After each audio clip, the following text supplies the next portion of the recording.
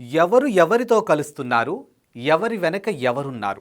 ప్రస్తుతం రెండు రాష్ట్రాల రాజకీయాల్లో ఇదే అతిపెద్ద హాట్ టాపిక్. ఒకరిని ఒకరు బీ టీం అని విమర్శించుకోవడం మనం చూస్తూనే ఉన్నాం. అయితే అసలు ఈ బీ టీం ముద్ర వెనుకున్నటువంటి అసలు వ్యూహం ఏంటి? ప్రజలను మభ్యపెట్టే రాజకీయమా? లేక నిజంగానే తెర వెనక ఒప్పందాలు ఉన్నాయా? రాజకీయాల్లో ఇప్పుడు బీ టీం అనే పదం ఒక శక్తివంతమైన ఆయుధంగా మారింది. ప్రతిపక్షం బలంగా ఉంటే అది అధికార పార్టీకి బీ టీం అని, లేదా అధికార పార్టీని మరో పార్టీని బీ టీంగా వాడుకుంటుందనే ఆరోపణలు వెల్లువెత్తుతూ ఉన్నాయి. ఎందుకు ఈ ఆరోపణలు?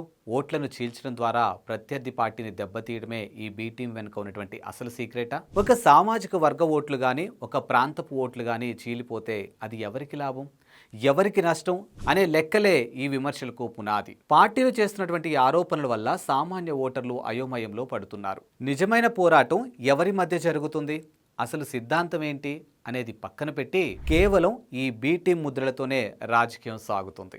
నిజానికి ఏ పార్టీ కూడా తాము వేరొకరితో సపోర్ట్ చేస్తున్నామని ఒప్పుకోదు. కానీ ఎన్నికల సమయంలో వచ్చే అభ్యర్థులు చేసే ప్రచార శైలిని బట్టి ప్రజలు ఒక అంచనాకు వస్తూ ఉన్నారు. ఈ బీ టీం ముద్ర అనేది కేవలం ఎన్నికల స్ట్రాటజీ మాత్రమేనా, లేక భవిష్యత్తు పొత్తుల కోసం వేస్తున్న పునాదా అనేది కాలమే నిర్ణయించాలి. ఇక తాజాగా మున్సిపల్ ఎన్నికకు సంబంధించినటువంటి అప్డేట్ కూడా అదే కోవకొస్తుంది. దానికి సంబంధించినటువంటి డీటెయిల్స్ ఒక్కసారి చూసినట్లయితే, రాష్ట్రంలో ప్రధాన పార్టీలైనటువంటి కాంగ్రెస్, బీఆర్ఎస్, బీజేపీ ఎప్పటి నుంచో పరస్పరం బీ టీం ఆరోపణలు చేసుకుంటూనే ఉన్నాయి. ఇటీవల వాలంటైన్స్ డే సందర్భంగా ఒకరిపై ఒకరు తీవ్ర విమర్శలు కూడా చేసుకున్నాయి. కానీ ఇవాళ మేయర్, చైర్మన్ ఎన్నికల వేళ పార్టీ అసలు రంగు బయటపడింది. పదవులు దక్కించుకునేందుకు కామారెడ్డిలో కాంగ్రెస్, బీఆర్ఎస్ కలవగా అమరచింతలో బీఆర్ఎస్, బీజేపీ ఒకటయ్యాయి. దీంతో ఎవరికి ఎవరు బీ టీం అని ప్రజలు ప్రశ్నిస్తూ ఉన్నారు.